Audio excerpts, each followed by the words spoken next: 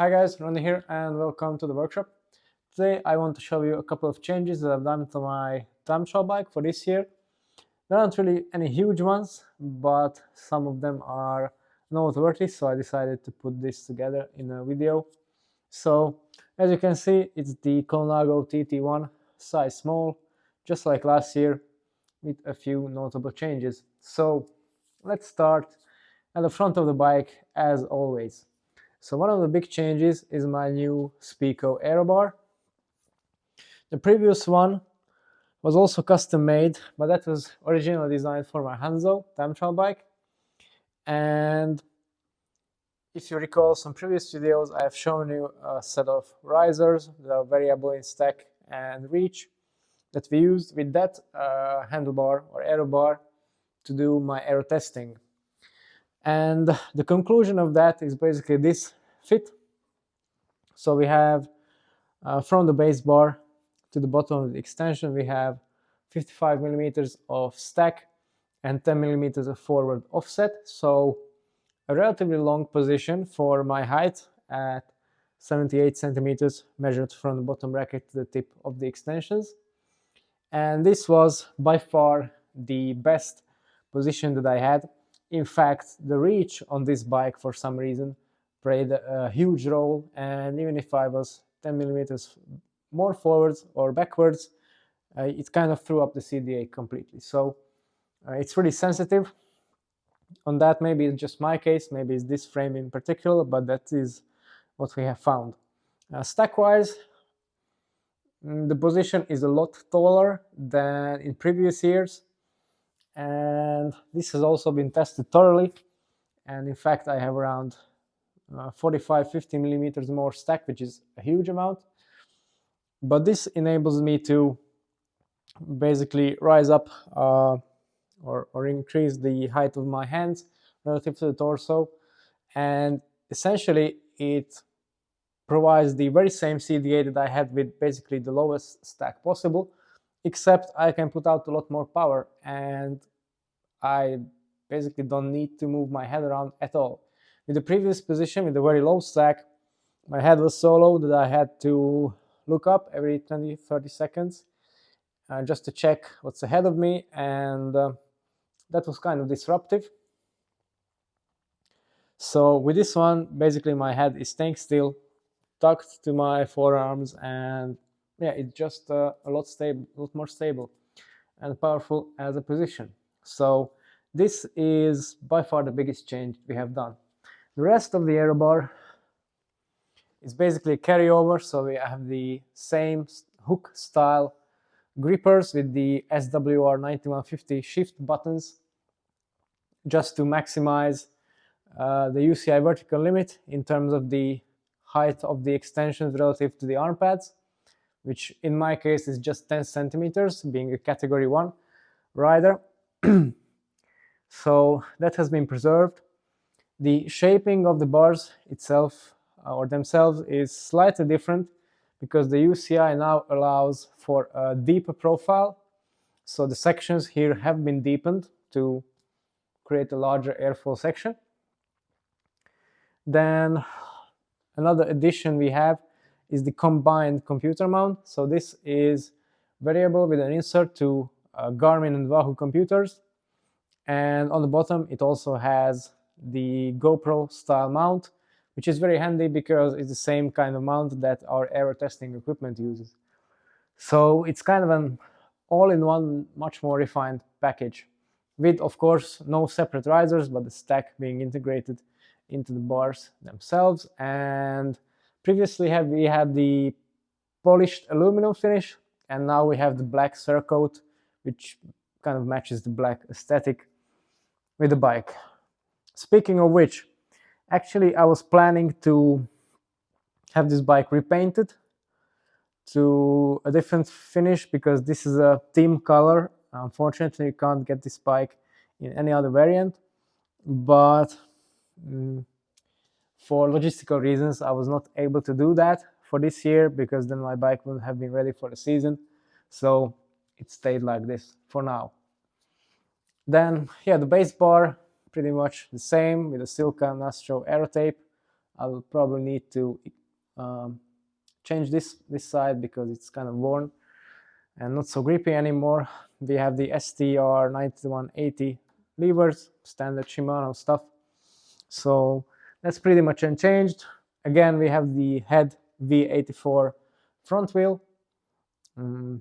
Actually, last year we have tested quite a few other front wheels. So we had the Princeton tri-spoke, we had the Evolve tri-spoke, we had this one, we had the Aerocoach Titan. And despite having all those fancy wheels for comparison, this is still the fastest, which was a surprise, particularly the Aerocoach one, because that's 16 millimeters deeper. So in theory it should have been faster, but it's not.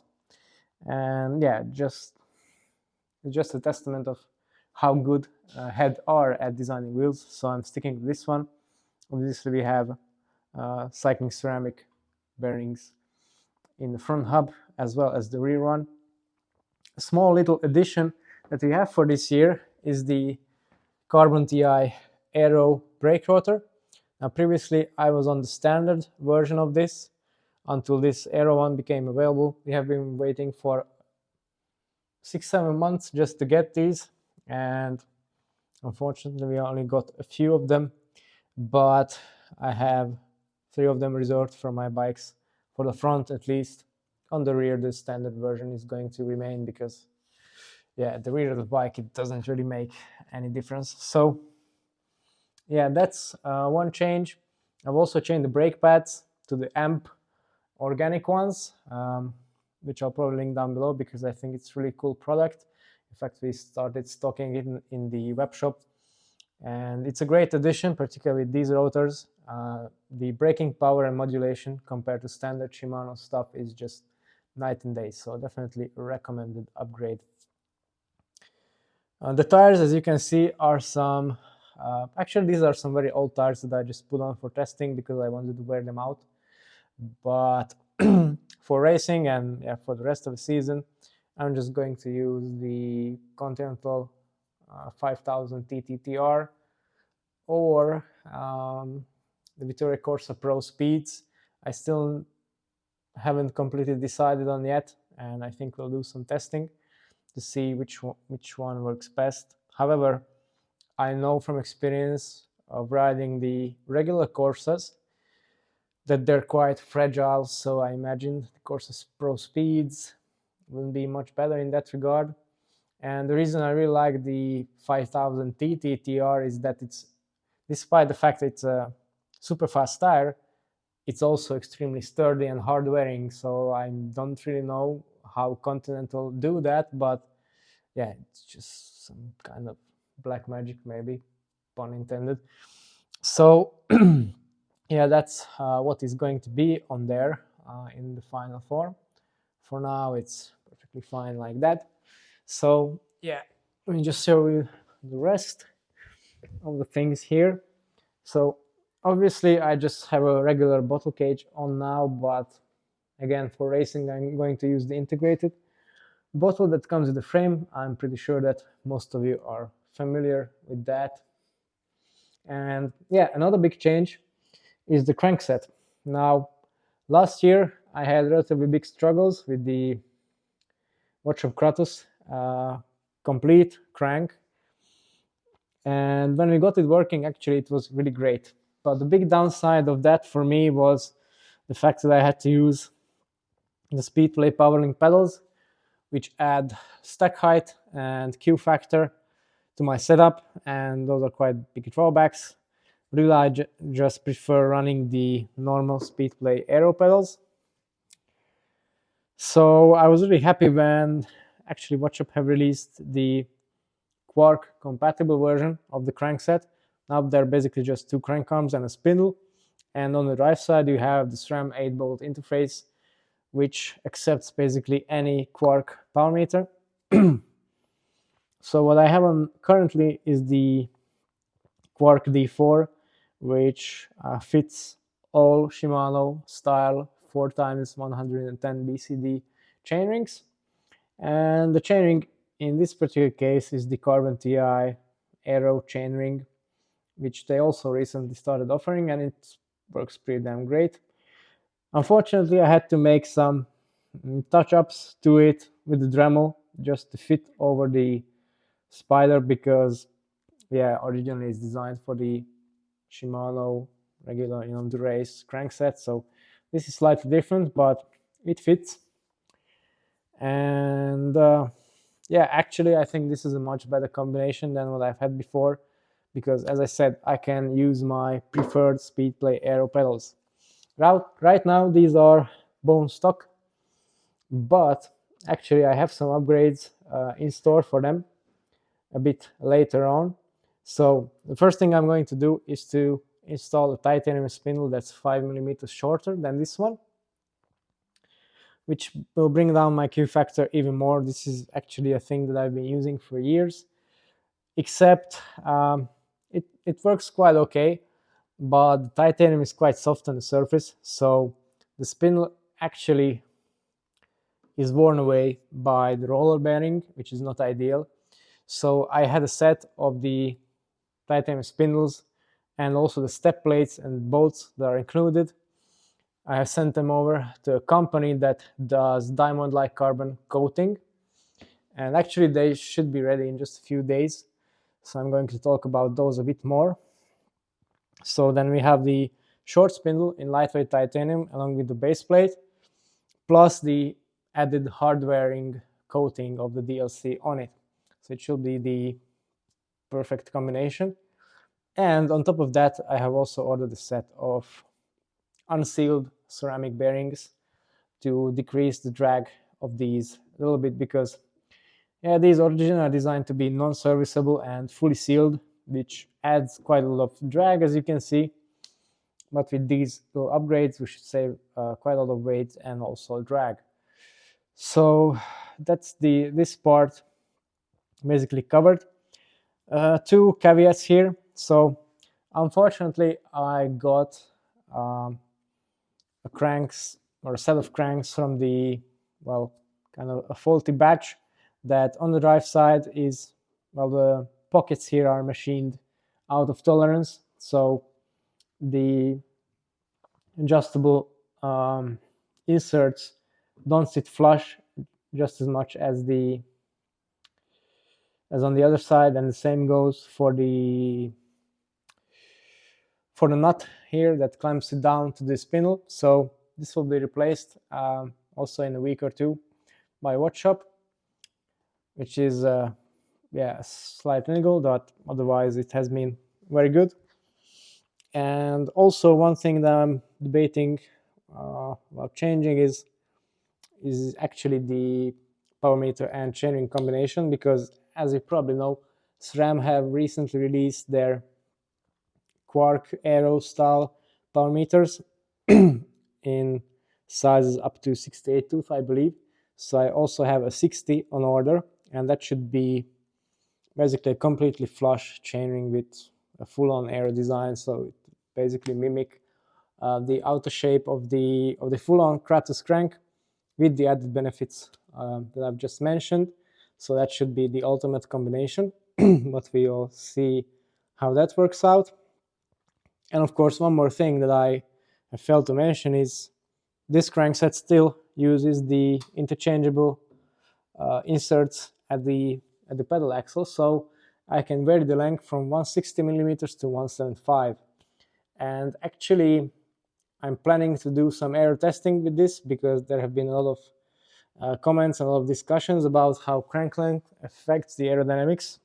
So this is what I can explore here relatively easily in the field. So if you're interested in the results of that, then of course subscribe to the channel and keep your eyes peeled for next videos, because this is definitely something I want to get to the end of. Right, so then on the top of the bike we have a lightweight Dorimo seat post. I don't think I've shown this one before, but yeah, this just saves a bit of weight, and yeah, it looks cooler than the old one, and also has the classic 2-bolt adjustment, so it's also easier to adjust, and it accepts round and oval seat post or saddle rails without any adapters or any extra fuss. So I really like it. And currently the saddle I have on now is a Pro TSA 1.1, which is a relatively new addition in the Pro lineup, and I'm really happy with it. If you recall, previously I was using the WoW V8 saddle, which is an amazing saddle, and yeah, we've been waiting for quite a long time to get those. And actually I was asked by WoW themselves to provide my test sample to a customer who needed it in a hurry because he destroyed his one in the crash. So yeah, I'm waiting for my unit still, but yeah, this Pro TSA works just fine, except it has no bottle cage mount on the back, so for training it's not as practical as the WoW. Then towards the rest of the drivetrain, obviously we have a waxed Shimano M9100 chain, and actually for racing I now have my separate wax with the Silca low friction modifiers and the molten speed wax race powders for the lowest possible friction. However, this one is a regular training chain waxed with molten, so nothing special there. It's something I've been using for years. We have an 1130 Dura-Ace cassette at the back with the option of the 1134, of course, but yeah, I think there's one race on the calendar where I will need that. Otherwise, I prefer the tighter gear range or gear steps of the smaller cassette. On the derailleur, I have the latest version of the ceramic speed oversized pulley wheel system, the Aero version, and this one also comes with the Alpha jockey wheels that are in there, which have a kind of a labyrinth seal that allows you to basically run a very low friction grease or very low density oil in there for the lowest possible friction, while still providing you with good weather resistance, weather protection. So I like that feature a lot from them. Then we have the rear wheel, of course. The same thing applies to the tires as I said on the front one, so this is just a training tire. And as for the disc wheel itself, again, we have been exploring quite a lot of options. Yeah, that's Philip right there. He just wanted to check in. Anyway, talking of disc wheels, there are quite a few on the market right now, but yeah, just nothing really competes with the head disc. It's very sturdy, very reliable, and fast. So it's a no-brainer really. And the price has gone up recently, as with most things, unfortunately. But yeah, you get a durable, long-lasting product. Of course, some snobs and fetishists will not like it because it's not a full-on carbon construction. Actually, it's a regular spoked wheel with a cover. However, there is a good reason why they do that. If you have a structural disc wheel like a Roval or a Princeton or something, the outer shape of the wheel actually has to provide structure as well. So if you want to have it stiff and have it rideable, then you need to make it in a shape that supports that. So there's always a compromise in terms of aerodynamics.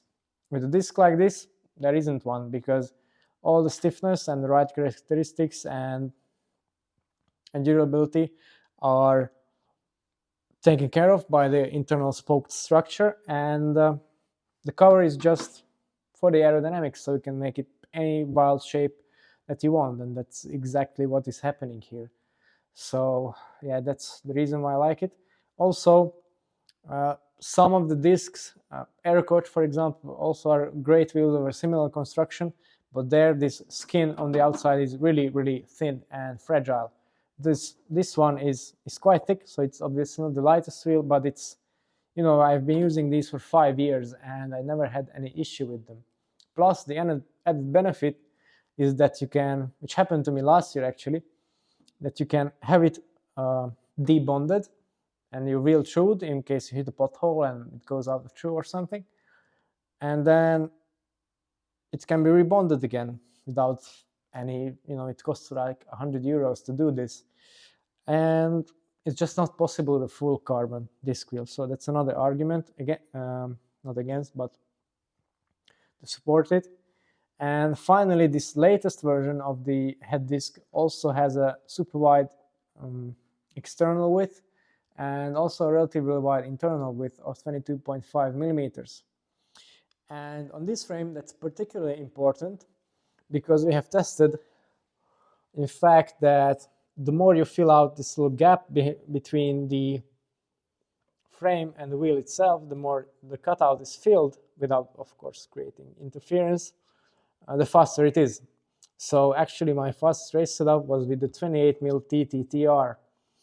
And on any other disc wheel we have fitted that to, it just balloons out, and that's not really a nice aerodynamic shape anymore.